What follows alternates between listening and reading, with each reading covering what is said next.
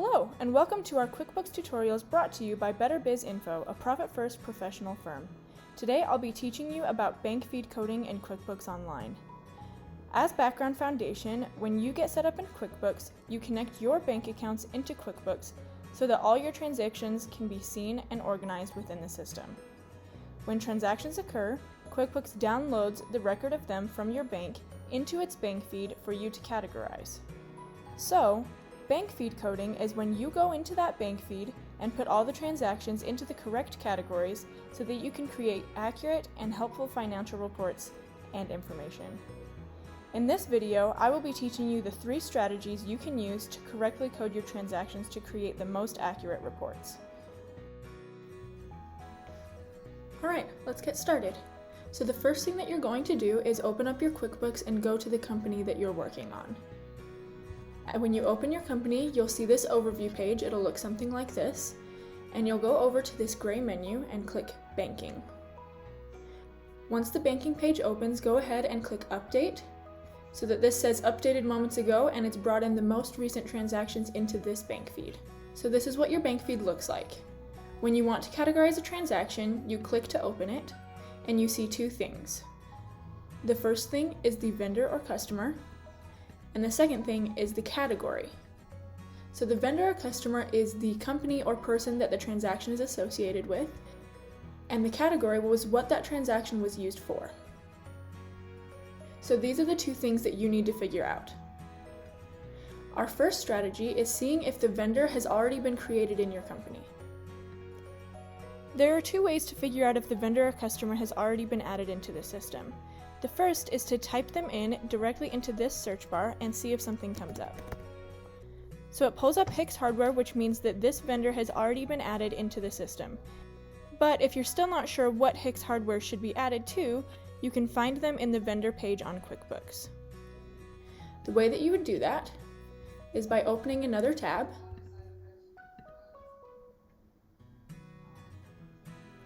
once you've opened that tab, you can go to Expenses in your left side menu and click Vendors. So this transaction says that it was from Hicks Hardware, so we're going to go ahead and type in that to our search bar. So when we open up that vendor, we can see that all of the transactions that have been previously assigned to Hicks Hardware have been categorized to Landscaping Services Job Materials. So that way we know that this transaction is most likely for the same thing. So we can go over here, make sure the right one is put in, Hicks Hardware, and categorize it to Job Materials. And we can go ahead and click Add. So that is our first strategy, is seeing if the vendor is already listed in the company.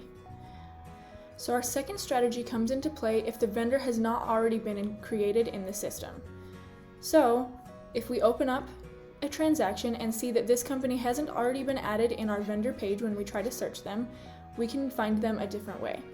The way that you would do that is to click on this magnifying glass in your second tab, click Advanced Search, make sure that this is selected on Line Description, and then copy a certain portion of this bank detail and put it into your search bar. When you click Search, it will bring up all of the transactions that have been previously brought into the system and coded that have these words in the description or bank detail.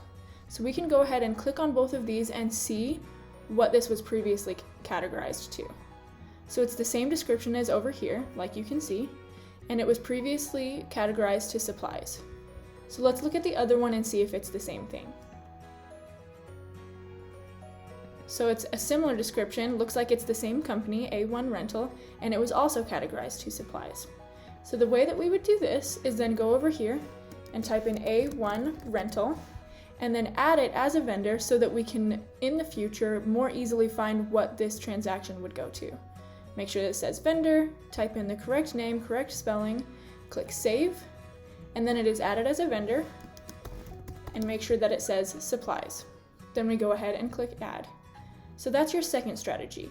If you cannot find the vendor already put into the system, you will use the Advanced Search option to search the bank detail as a line description and see what transactions have been previously coded with that description in them.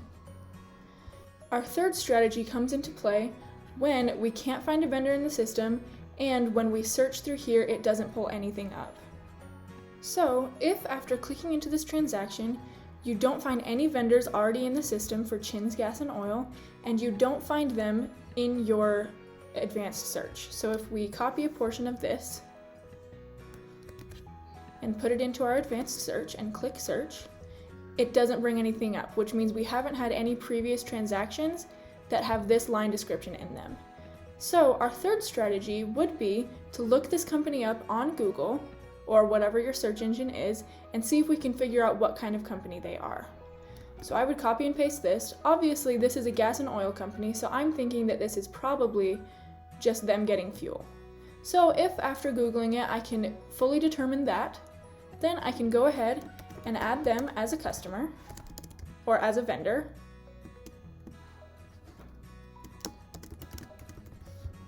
Go ahead and click save. And then I'm going to go ahead and add the category as fuel. If you're not completely sure after your Google search what this company is or what the transaction would probably be for, you can go ahead and ask the client if they remember what they used that transaction for. But if you're confident or you've asked the client and you know what it was for, you can go ahead and have all that in and click add. So that is your third strategy. So before we wrap up, I want to give you one expert tip that might help you in this process as well.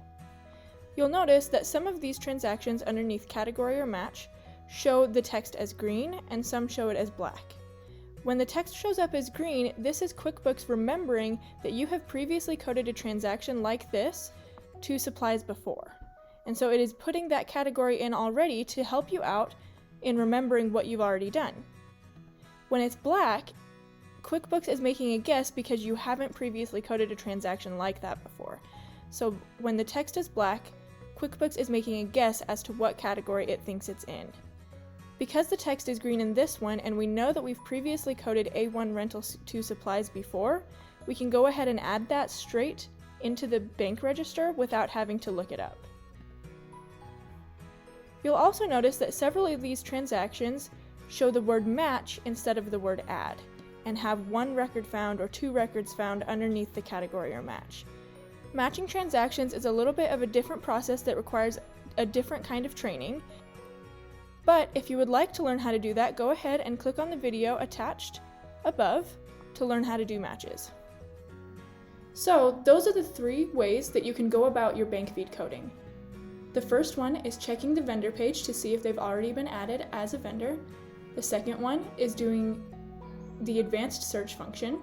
And the third one is using Google or the client as your resource. I hope you enjoyed this video. If you would like to see more QuickBooks tutorials from us, you can check out our playlist here.